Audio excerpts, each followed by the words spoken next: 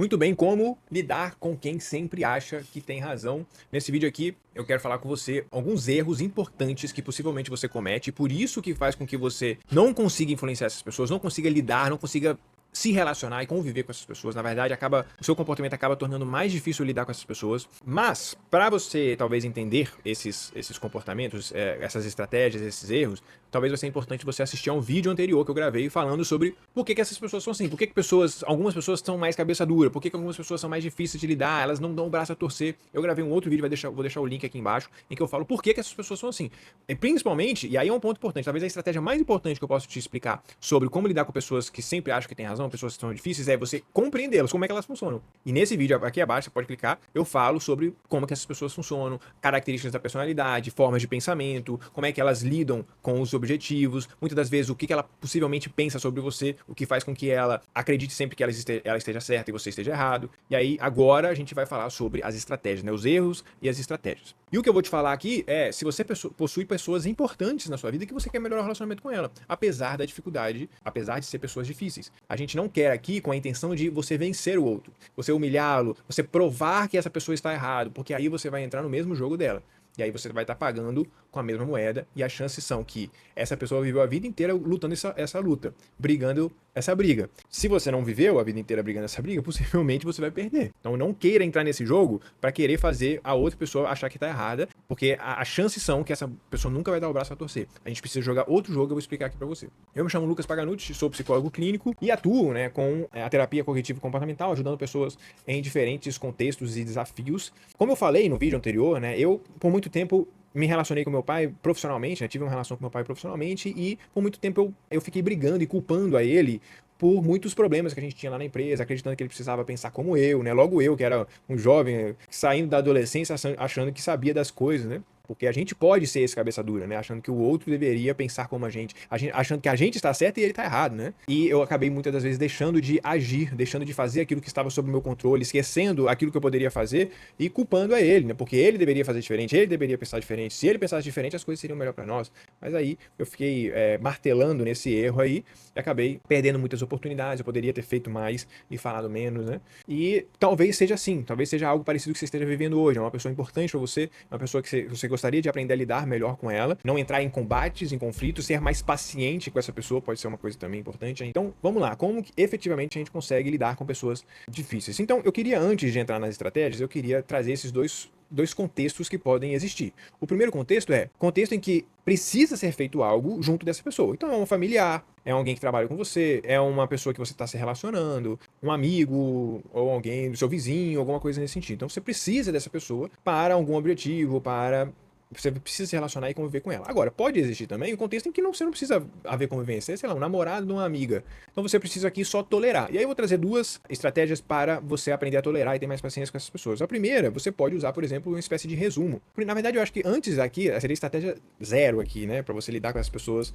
que são difíceis e que você não necessariamente precisa se relacionar com ela, você não precisa mudar ela de alguma forma. A primeira coisa é você aceitar essa pessoa, né? Existe aquela famosa oração do São Francisco, pelo menos que foi atribuída a ele. Deus me dê a paciência ou a serenidade para aceitar aquilo que eu não posso mudar, a coragem para mudar aquilo que eu posso e a sabedoria para saber diferenciar entre as duas coisas. Então, seria pouco sábio a gente querer mudar essas pessoas. Sabedoria seria a gente entender que a gente não necessariamente consegue mudar as pessoas. A gente pode influenciar essa mudança, com certeza, mas querer mudar as pessoas é uma coisa que pode ser muito frustrante para nós. Logo, é importante a gente aceitar essa realidade, aceitar isso que a gente não pode mudar, aceitar que as pessoas são diferentes. Algumas pessoas vão pensar sim diferente de você e isso não necessariamente é um problema. Isso pode trazer muita ansiedade, isso é um outro problema que a gente pode falar mais à frente, em um outro vídeo, inclusive, se inscreve aí para você acompanhar mais vídeos, comenta se você quer algo nesse sentido, mas aqui o que a gente quer fazer é aceite essa pessoa, como ela é, ok? É um processo difícil, inclusive, para algumas pessoas, mas é isso.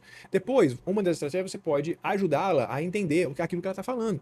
Então você só faz um resumo. Então a pessoa falou alguma coisa que você não concorda, ao invés de você ir lá e querer confrontar, então calma aí, o que você está querendo dizer é X, Y, Z? É assim? É o que você acredita? O que você está querendo pedir? O que você está querendo falar? O que você acha? O que você pensa? Claro, sempre aqui tentando não usar de deboche, porque aí a pessoa pode se sentir confrontada, né? Ou, às vezes, você pode até usar, né? Mas já entendendo que a pessoa não vai receber isso muito bem. Ela vai identificar o deboche na sua fala, né? Mas uma estratégia você pode usar o resumo. A pessoa falou uma coisa, você repete para ela o que você entendeu do que ela falou. Até para ela ter consciência daquilo que ela está falando. Às vezes é isso. Se você fizer isso de uma maneira humilde, sincera, honesta, às vezes a pessoa pode. Não, calma aí, eu não quis falar isso. É, mas foi o que eu entendi que você quis falar. O que você quis dizer que diferente disso que eu acabei de falar? A pessoa pode começar a ter essa consciência, entendeu? Você pode influenciar a mudança dela de pensamento dessa forma. Meio sutil, sem querer impor algo, mas ajudando ela a perceber o pensamento dela, aquilo que ela está externalizando. Vou dar um exemplo. Teve uma vez que eu estava jogando bola, e aí eu dominei a bola de um jeito que pareceu, para uma grande maioria das pessoas, que eu dominei na mão. No calor da emoção, eu não vi que foi na mão, pô. E aí eu falei, cara, não foi. Eu fiquei estressado, porque eu não gosto muito disso. Não estressado necessariamente de xingar os outros, né? Mas eu não gosto de que as pessoas falem que foi mão quando não foi, entendeu? Mas ok. E aí teve uma pessoa que falou bem assim, ô, cara, mas você tá na igreja, você deveria não mentir. Aí eu falei, você tá me chamando de mentiroso? Na verdade, ele não falou a palavra mentir. Mas ele, você deveria, né? Tal. Você é da igreja e tal. Eu falei, você tá me chamando de mentiroso? Esse foi um baita resumo, concorda ou não? Teve uma vez, em outra partida de futebol, uma pessoa foi falar isso. Aí eu falei, você tá querendo dizer que eu estou cansado? A pessoa ficou até meio assim, hã? Porque às vezes as pessoas falam isso com segundas intenções, mas elas não têm clareza dessas segundas intenções dela. Você pode ajudar elas a perceber. E a pessoa fica meio que quieta. Não, realmente, não tô te acusando que você tava mentindo, né? Ah, então tá bom. 2. Se interesse, faça perguntas curiosamente. Tá? E o que há por trás? Aqui eu coloquei, né? O que há por trás dessa casca? Quem realmente é essa pessoa? O que ela vive? O que ela experimenta, né? O que ela pensa, né? O que ela considera para pensar dessa maneira e tal. Então seja mais paciente e aceite mais a pessoa. Mas aí você pode fazer perguntas, você pode, ao invés de querer impor alguma coisa, faça perguntas. Né? Se interesse por aquilo que ela tem para falar. Não para querer desmascará-la, não para querer, sabe, encontrar uma incoerência. Não, deixa ela falar. Quanto mais ela fala, mais você conhece sobre ela. E a gente vai falar sobre as estratégias aqui. É extremamente importante isso, né? Mas deixa a pessoa falar. Às vezes, na ânsia da gente querer falar as coisas, de querer impor as coisas, de querer dizer aquilo que é o certo e o que é o errado, a gente deixa de entender melhor os outros. E uma dessas estratégias extremamente importantes, aqui que a gente vai ver, é a gente compreender o outro e mostrar que estamos querendo compreendê-lo.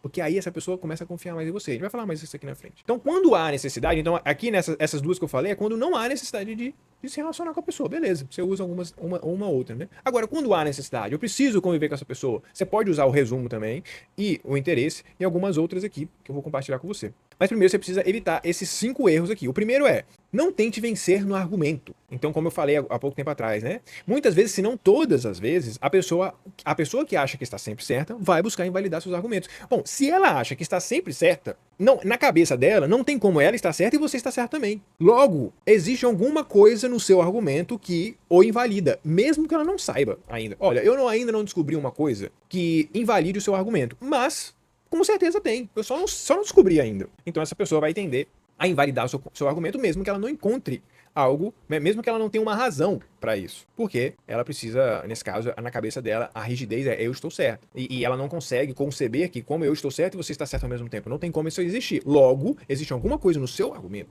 nas suas intenções.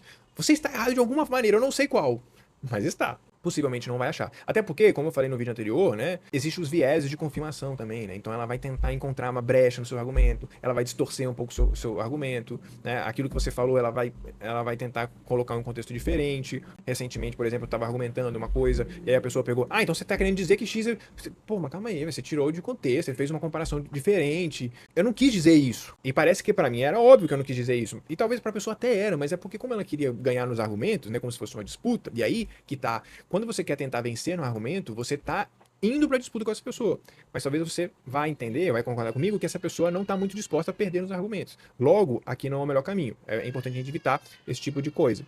E aí, só um parênteses aqui, né? Antes da gente entrar no segundo erro, você vai perceber que tem um choro aqui, no fundo, é da minha filha. Mas você vai perceber que não são estratégias milagrosas, não são estratégias diquinhas, hacks. Assim, a gente percebe hoje na psicologia, né? E eu, principalmente depois que comecei a atender pessoas, eu pensei, cara, assim, é muito difícil a vida, sabe? As coisas são muito mais complexas do que parece. Embora, na verdade, muitas mudanças e melhorias de vida, elas poderiam ser muito mais simples. Mas o ser humano é tão complexo, existem tantas coisas na nossa cabeça que acabam dificultando. Então, assim, eu poderia trazer dicas simples aqui, né? De como você fazer isso. Mas eu tendo a acreditar que isso não funciona muito. O mesmo que funcione, vai funcionar para uma parcela pequena de pessoas. Então, a gente vai precisar entrar em estratégias mais complexas. Muito bem, erro número 2, não entre no jogo dele ou dela. Isso significa o quê?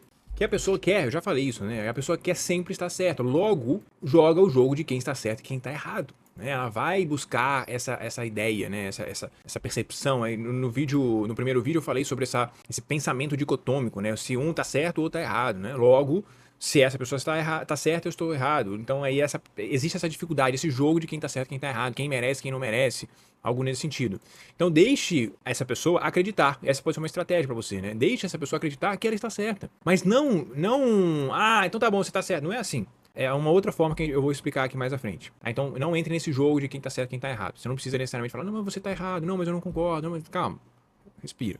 Erro número 3, não seja uma ameaça. Então essas pessoas tendem a ter um olhar enviesado para encontrar quem é ameaça a seu ego e quem não é. Então, por exemplo, você tem que tomar cuidado que às vezes se você é uma pessoa que confronta essa pessoa, você pode ser visto como uma ameaça para essa pessoa.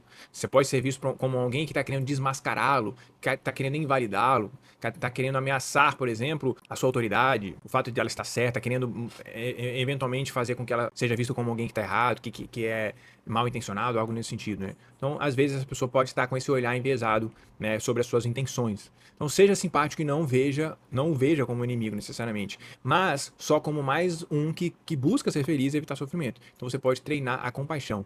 E é claro, a gente não quer passar a mão na cabeça dessas pessoas. A gente só quer não ser tão afetado por essas pessoas. A gente conseguir lidar com elas com mais sabedoria, por exemplo, entendendo que algumas coisas a gente não vai mudar ou que outras coisas podem até mudar, mas vai ser gradativo, né? Então isso também lhe ajudará a evitar ataques sutis. Quando você tem mais compaixão pela pessoa, né, você tenta evitar, né, ser uma ameaça para a pessoa, não querer julgá-la, não querer ficar ali na sua cabeça que essa é uma pessoa ruim, que ela é errada, ela está sempre querendo estar certa e logo está sempre querendo também te diminuir, algo nesse sentido. Você não ficar nesse embate, você tende também a ser mais gentil na tua fala. Logo essa pessoa vai perceber que você não é uma ameaça, você não é alguém que está querendo confrontá-la, ou pelo menos ela não vai se sentir atacada por você, porque às vezes, por mais sutil que a gente seja, né, pode passar a ideia de que nós estamos atacando essa pessoa.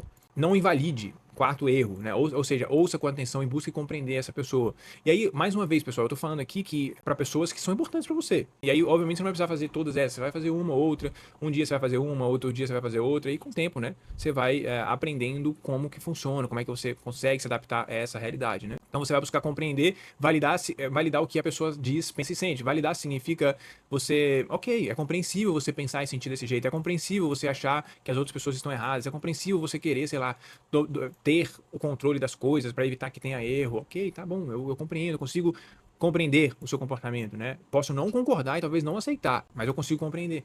Certo? As pessoas tendem a estar ao nosso lado quando percebem que a compreendemos. Então, o que isso significa? Quando nós compreendemos, ou pelo menos demonstramos que compreendemos essa pessoa, elas podem confiar mais em nós. Ah, o Lucas me entende, o Lucas está do meu lado e tal. E aí você pode passar essa impressão que você está do lado dela, porque a ideia não é você ficar contra ela, não é você assumir um lado. Eu estou do lado de quem tá, né, de quem é esse aqui, esse grupo aqui. Logo, se você está no outro lado, eu sou contra você. Entende? Não é que a gente quer passar uma impressão equivocada para, não, a gente realmente, não existe lado necessariamente. A gente quer o melhor para as pessoas no geral, né? E o quinto erro, não leve para o pessoal. Pessoas difíceis tendem a serem mais críticas e diretas na fala, como eu falei no vídeo anterior, né? Às vezes elas podem ser muito ríspidas, muitas vezes julgando e atacando o outro, até como uma forma de defesa, né? Para defender o seu orgulho, sua autoestima. Se você entende que o ataque diz mais sobre quem é a pessoa, ou seja, essa pessoa está falando isso não porque eu sou uma pessoa ruim, não porque necessariamente ela acredita isso sobre mim, mas porque ela está tentando se defender, mas porque ela está tentando se manter ali, né, como no poder ou como na razão, algo nesse sentido. Então, se você entende que isso diz mais sobre quem a pessoa é, como ela sente, como se comporta, e menos sobre você conseguirá regular melhor as emoções e manter o foco naquele objetivo. Não, o objetivo não é isso. Muitas das vezes eu já tentei conversar com uma pessoa que eu queria decidir uma coisa, eu queria fazer algo especificamente, né? E aí no decorrer da conversa eu já comecei a entrar no embate ali com a pessoa para ver quem tá certo e quem tá errado. E aí, obviamente, não chegou a lugar nenhum. A gente acabou a reunião lá e não decidiu nada. O que eu percebi cara, às vezes é melhor você relevar muitas coisas e se concentrar no objetivo. Se concentrar no objetivo, né? Embora possa parecer uma coisa simples, às vezes é difícil a gente conseguir não levar isso pro pessoal. E aí, depois que você evitou esses erros, ou pelo menos a maioria deles, ou pelo menos reconheceu, às vezes que você errou, que você invalidou a pessoa, que você atacou a pessoa, que você tá, eu estou atacando essa pessoa, né? Você pode, então, utilizar essas outras estratégias aqui. Então, validação, eu já até falei sobre isso, né? Não invalide, nesse caso aqui você vai validar. Então, a ideia é você demonstrar que você compreende essa pessoa, que você é humilde, de você querer compreender, de você tirar o seu próprio orgulho e querer compreender. Tá, ok, vamos lá, me fala mais sobre o que você pensa, me fala mais o que você acredita e tal. Por exemplo, eu tenho um conhecido que a pessoa talvez mais importante da empresa que ele trabalha é quem vai tomar as decisões mais importantes da empresa, ou pelo menos precisa dar o aval ali. Logo, ele meio que se sente dependente dele. Senão ele vai ter que sair da empresa. Ele vai ter que buscar outro caminho, mas é uma coisa que ele não quer, ele gosta de estar na empresa. Logo, ele vai precisar aprender a lidar com essa pessoa. Então ele vai precisar utilizar essas estratégias, é uma das formas, né? Então você precisa compreender a pessoa. O que você pensa sobre isso? Me fala aí o que você pensa sobre isso. Seja humilde nesse sentido de reconhecer que talvez você não saiba aquilo que é certo. Você não tenha total certeza das coisas, ou pelo menos você não saiba o que essa pessoa pensa. Essa humildade de reconhecer que há coisas que você não sabe também.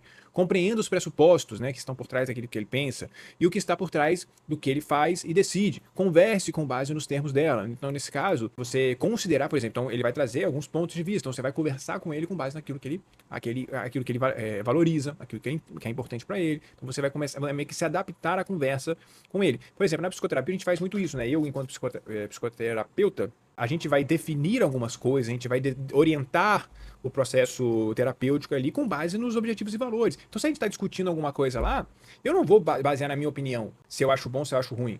Eu vou considerar, tá, mas ó, com base no que você falou, que é importante para você, talvez essa estratégia pode estar te afastando desse objetivo, então, sabe? É mais ou menos nesse caminho assim que a gente vai seguindo na terapia.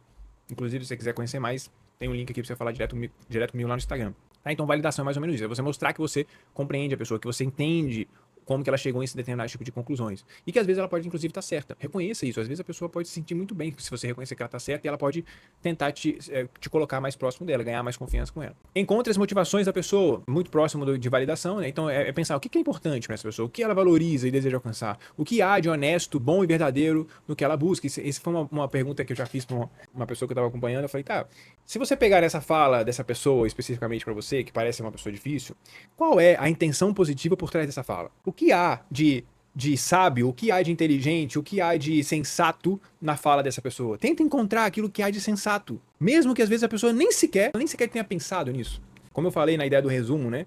Encontre aquilo que é sensato na fala dele. Isso é uma coisa interessante. Às vezes, eu já vi algumas pessoas falando sobre mim ou sobre outras pessoas, considerando uma intenção muito positiva que a outra pessoa teve, mas falei, rapaz, eu não pensei nisso. Eu acho que as pessoas não tinham essa intenção, não. Mas você pode ter essa tendência, esse viés a olhar as pessoas, né? Principalmente pessoas mais difíceis, como se elas fossem melhores, entre aspas, do que elas realmente são, né? Ou pelo menos elas tivessem intenções mais positivas do que elas realmente têm. Mas assim, essa é só uma hipótese. Mas muitas das vezes essas pessoas realmente têm intenções positivas, elas só não sabem comunicar isso direito. Ela só não tem repertório, talvez, para comunicar isso direito. Então, sempre lembre disso. Qual é a intenção positiva? Qual é a parte sensata dessa fala dessa pessoa? Mesmo que não esteja na fala dela, mas com base no histórico, você consiga perceber qual é a parte sensata na fala dele ou dela. Então, ao descobrir o que está por trás do comportamento, você pode melhorar a sua comunicação, né? Você pode ajustar aí a sua comunicação a fim de estar alinhado, né, com aquilo que a pessoa pensa e acredita. Se atenha àquilo que está sob o seu controle. E aí, como eu falei, né, foi um grande erro meu de querer mudar a cabeça do meu pai, por exemplo, achando que isso resolveria meus problemas, né, achando que isso faria com que a gente conseguisse melhorar, enfim, tivesse resultado lá. E aí eu esqueci de que, putz, tinha um monte de coisa que eu podia fazer, necessariamente, né? Que estava ali sob meu controle. Que eu poderia aprender a partir disso, eu poderia aplicar e gerar experiência. Então, muitas das vezes, nós podemos querer mudar o outro e argumentar de forma que pense como nós. Isso aqui é muito comum em jovens na relação com os pais. Os pais têm que me aceitar, os pais têm que fazer isso, os pais têm que fazer aquilo. E às vezes esquece de fazer as coisas que estão sob o seu controle, né? Mas essa pode ser uma medida frustrada, né, de querer mudar os outros. Se concentre, então, naquilo que você pode fazer e aceite o que você não controla, que é aquela ideia da sabedoria. Compreender, né, entender, separar aquilo que você pode e aquilo que você tem que aceitar, porque você não tem controle. Persista e crie confiança, na verdade, né? Tenha paciência com o processo, não seja imediatista, né? Principalmente você que é jovem. Tenha paciência. Isso é uma coisa que eu percebi ao longo do tempo também. Eu vi assim que, às vezes, não que as pessoas tenham abandonado a intenção de melhorar de vida, a intenção de mudar as coisas, elas só entenderam que o processo é mais devagar do que a gente imagina. Né? Às vezes aí você pode olhar para as pessoas assim, essas pessoas estão tudo abandonadas, elas não fazem nada para mudar. Às vezes elas estão mudando, mas devagar. Mas elas entenderam que o processo da vida é muito mais demorado do que a gente imagina. Essa pressa, essa urgência, isso aconteceu muito mais recente na cabeça do jovem, que normalmente tem mais impulsividade, e principalmente com essa globalização, a internet, as coisas, a gente quer um monte de coisa, né, ao mesmo tempo. Tanto é que, por exemplo, antigamente as pessoas passavam anos no mesmo emprego, hoje em dia as pessoas estão querendo viver vários tipos de experiência, né? Não que isso seja ruim, é um contexto diferente, mas isso pode trazer prejuízo quando a gente tem dificuldade de se manter num lugar. Outra estratégia, utilize a comunicação não violenta, aprenda sobre a comunicação não violenta. Tá? Eu vou falar aqui brevemente sobre ela, porque eu tenho 2 vídeos aqui que juntos eles já dão mais de 3 horas. É realmente uma verdadeira aula, um curso talvez. Né? Inclusive tem vídeos do próprio Marshall Rosenberg, que é o criador da comunicação não violenta, no YouTube. Você pode assistir E recomendo também assistir esses dois meus, que eu falo sobre essas 4 grandes estratégias, a aplicação disso em diferentes contextos. Mas basicamente é você evitar julgamentos e falar sobre fatos, aquilo que você pode observar, né? Evitar falar sobre o que você acha, sobre o que você projeta no outro, que muitas das vezes são julgamentos, e falar mais daquilo que você sente, que são sentimentos reais, não tipo, eu me sinto julgado, se eu me sinto julgado, eu estou julgando que você está me julgando, entendeu? Então, sentimentos reais, eu fico triste. E sentimentos, eles normalmente se limitam a frustração, tristeza, raiva, nervosismo, ansiedade, algo nesse sentido, né? Não inventa muitos sentimentos, não. Fale sobre as necessidades e não sobre regras e deveres, né? Sobre como as pessoas deveriam agir, sobre como que as pessoas deveriam fazer, mas fale sobre as suas necessidades especificamente e fale sobre pedidos, não exigências, né? Ou seja, o que é um pedido e o que é uma exigência? Qual que é a diferença? A exigência é, se você não fizer, eu vou ficar bravo. Se você não fizer, eu vou ficar extremamente nervoso com você, ou eu vou fazer determinado tipo de consequência, eu vou fazer determinado tipo de coisas como consequência para você, né? Pedido não, pedido vem do coração, né? Como diz o Marshall Rosenberg. Isso vai enriquecer a minha vida e, por consequência, também a sua. Logo, se você fizer, vai ser ótimo para todo mundo. Mas se você não fizer, beleza, você só vai perder a oportunidade de enriquecer a vida. Mas não é necessariamente você merece coisas porque você não fez isso por mim, né? E última estratégia aqui, defina limites claros e acordos. Então, defina prioridades, né? Um ponto importante é que às vezes a gente quer mudar um monte de coisa, a gente quer mudar os nossos pais, mudar, sei lá quem, nosso chefe, por inteiro, mas às vezes, primeiro, precisa reconhecer que já há mudanças. Às vezes já tá tendo mudança e você não tá reconhecendo, você tá só se concentrando naquilo que precisa mudar. Perceba isso também, isso pode ser uma estratégia importante. Mas assim, defina prioridades. O que é a prioridade? O que é o mais importante hoje? E se concentre nisso. Se concentre em uma de cada vez. Faça, às vezes, concessões, abra mão de algumas coisas que você gostaria que mudasse imediatamente, mas, ao mesmo tempo, estabeleça acordos, né? Fala assim, tá bom, mas quando é que a gente pode voltar a falar sobre isso? Daqui 2 meses a gente pode pensar voltar a falar sobre esse ponto? Então é meio que você ir fazendo esse jogo, aceitando em alguns momentos, para depois você voltar a pensar em como que você pode mudar, né? Mas não é querer mudar todo momento. E aí agora, depois que você fez tudo isso, agora é a hora de você exigir, né? Agora é a hora de você fazer alguns pedidos, fazer alguns acordos, estipular alguns limites. Isso aqui é curioso, né? Às vezes as pessoas iniciam por aqui, querendo já colocar limites, querendo já colocar acordos. O interessante é você primeiro você ganha confiança, você valida, você compreende as pessoas, demonstra aquilo que às vezes te afeta com a CNV, mostra que você tá junto com ela também, que você não tá brigando com ela, cria confiança, cria persistência ao longo do tempo, para depois você pensar, beleza, agora eu posso exigir alguma coisa. Isso acontece muito não só com pessoas difíceis, né? Em diferentes contextos também isso acontece, né? Acontece que às vezes a impulsividade, essa coisa do jovem, pode nos atrapalhar a conseguir estabelecer esses limites e acordos. Beleza? É isso que seriam as estratégias. Eu espero que tenha feito sentido para você, tenha te ajudado de alguma maneira. Na verdade, só vai te ajudar se você colocar em prática. Então, coloque em prática, depois você volta aqui e comenta como é que foi essa experiência. Você pode comentar aqui também ideias, ou vai lá no meu Instagram, ideias de conteúdos que você gostaria que eu gravasse aqui. E nos vemos no próximo vídeo. Se inscreve aí.